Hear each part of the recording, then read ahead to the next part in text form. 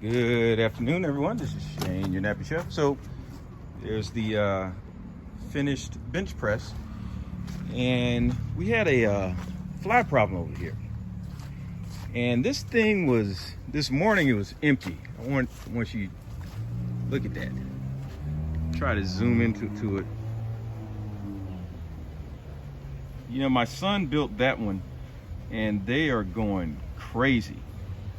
You know, I built that one.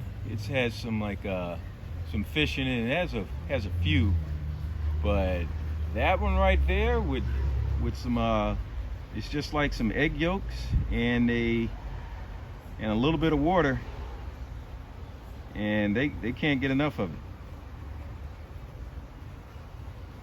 Gross.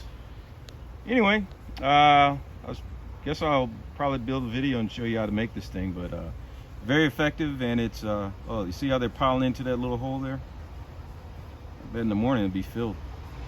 So please hit the like button, subscribe. Yeah, so it's packed to the brim.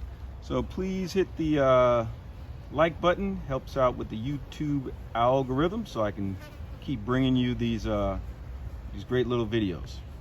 Thanks a lot. Shane, your nappy chef.